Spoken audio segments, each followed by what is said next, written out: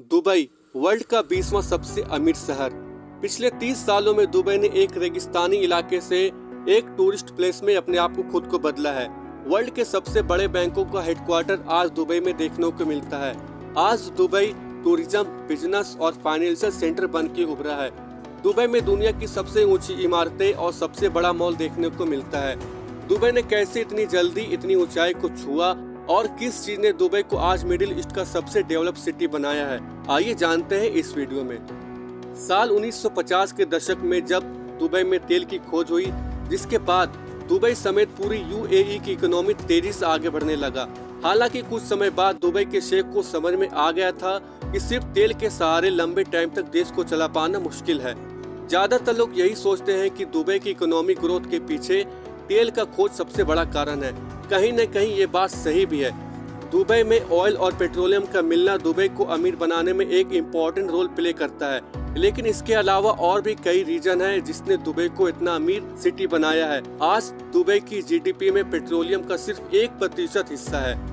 दोस्तों, दुबई को इतना डेवलप सिटी बनाने में वहाँ के शेख राशिद अल मखदूम के सबसे बड़ा हाथ है। दुबई के शेख राशिद अल मखदूम चाहते थे कि दुबई सिर्फ ऑयल और पेट्रोलियम पर डिपेंड ना रहे, इसलिए उन्होंने बड़े बड़े फैसले लिए। उन्होंने जबेल अली पोर्ट, जो आज मिडिल ईस्ट का सबसे बड़ा पोर्ट है, उसे बनवाया, जिससे वहां बड़े बड़े शिप्स आने लगे और दुबई एक बिजनेस हब का सेंटर बना। इसके बाद शेख राशिद ने एयरपोर्ट और बड़े बड़े बिल्डिंग जैसे इंफ्रास्ट्रक्चर को बनाने पर फोकस किया। बाद में उनके बेटे मोहम्मद बिन राशिद अल मखदूम ने दुबई की गद्दी संभाली। मोहम्मद बिन राशिद अपने पिता की तरह फ्यूचर में काफी आगे का सोचते थे। उन्होंने भी अपने पिता की तरह कई बड़े बड़े फैसले लिए। 1990 में मोहम्मद राशिद ने कमर्शियल फ्री जोन बनाया, जहां पर इंपोर्ट, एक्सपोर्ट, मैन्युफैक्चरिंग पर कोई कस्टम ड्यूटी नहीं लगाई जाती है। दुबई को अमीर बनाने में कमर्शियल फ्री जोन का इम्पोर्टेंट रोल प्ले करता है। शेख मोहम्मद असल में दुबई को ग्लोबल टूरिस्ट डेस्टिनेशन बनाना चाहते थे और इसकी शुरुआत हुई तमाम बड़े बड़े होटल और गगनचुंबी इमारतें बनाने से। 1999 में दुबई में बुर्ज अल अरब बनाया गया, जो दुनिया का पहला 7 स्टार होटल था।